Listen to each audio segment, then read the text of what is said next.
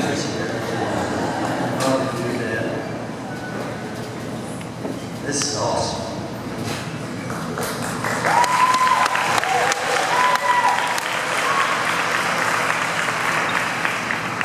First of all, I want to thank Brent for all the work that he's done. He contacted me and asked me about being here. I said, yeah, I love it. Because I was going to be in Cloud anyway for 3 weeks. And my daughter was going to be up here. She volunteered to be my chauffeur. And so here we are. And I have really enjoyed talking to each one of you. And I hope I get a chance to do this before you leave tonight. And I remember a few of you, and it wasn't because you were in my office so much. It was because you probably had 3 or 4 or 5 brothers and sisters. I've heard the name several times. As you may know, I left Eastwood in 1980 and went to the central office for 6 years, and then retired and went to Central Texas. And in Central Texas, in the little counties, they don't talk about where you live, where the town is. They talk about which county you live in. And I lived in Comanche County. County seat has the name Comanche, but I lived out in the country about 8 miles on a lake and a golf course. That was the 2 requirements: a small town, a lake, and golf course when I started the place to retire.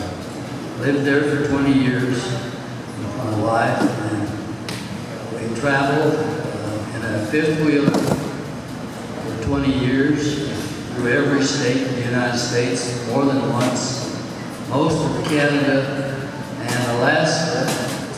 And she didn't like to fly. She said when they made a highway to Hawaii, we would go there, which hasn't happened. But I now live in a town called Stephenville, Texas, which is the cowboy capital of the world, in case you don't know.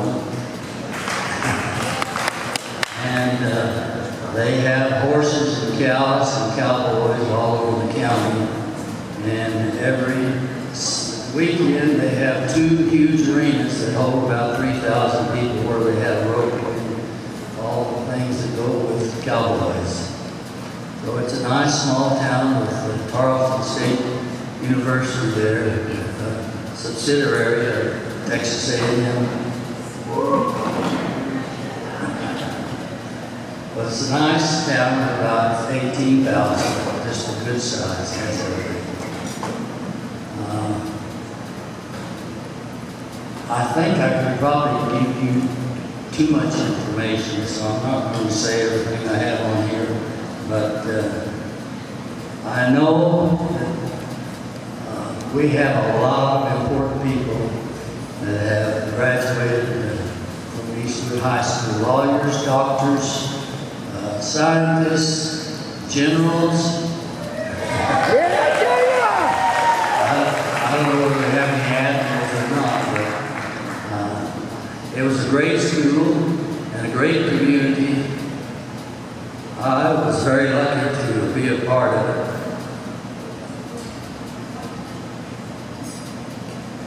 I want to thank you all and your parents for helping me. You know, we had a great staff too. We were very fortunate there that you had a lot of really great teachers. Do we have any teachers here tonight? If you're a teacher, stand up. Give my hand.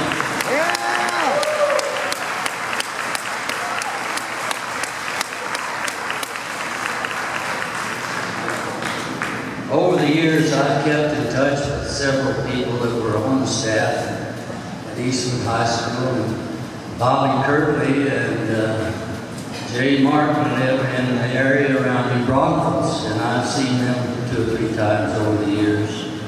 And Bonnie Lester, I speak to 2 or 3 times a year because she's the one that keeps me up on all the information, and she's good at that. You know, if I want to know anything, I just call Bonnie.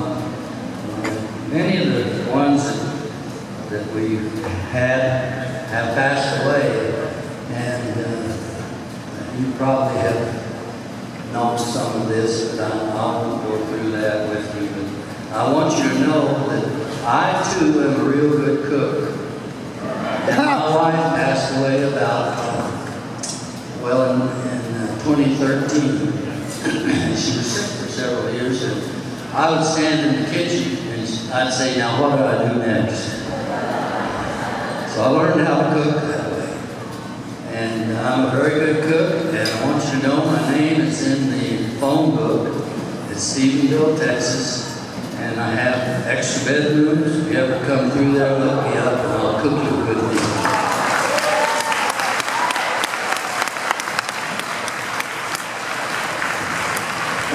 Excuse me, Mr. Brown. Mr. Brown, you have not been dismissed, sir.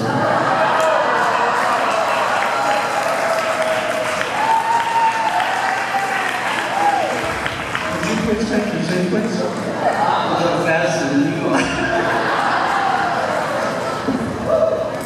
You know, I always wanted to say that.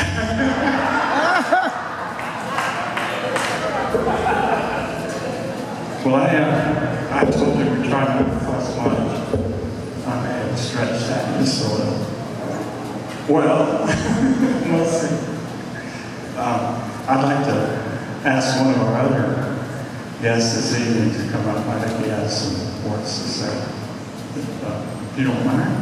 So, without further ado, I'd like to introduce retired Major General Dan Patel.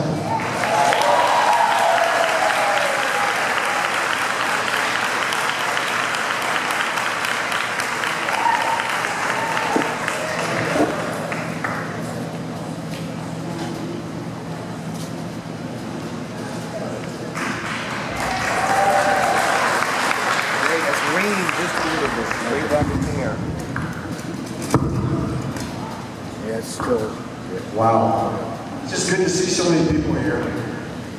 I mean, this shared experience that we had as a part of that, we'll call it the Trooper Nation. Those of you who travel different places around the country, around the world, you know what I'm talking about. I mean, the experience that we had together at Eastwood, it's hard to put your finger on it. The more and more I see other schools and high schools of my children and family and friends, the more blessed I feel that we were at Eastwood.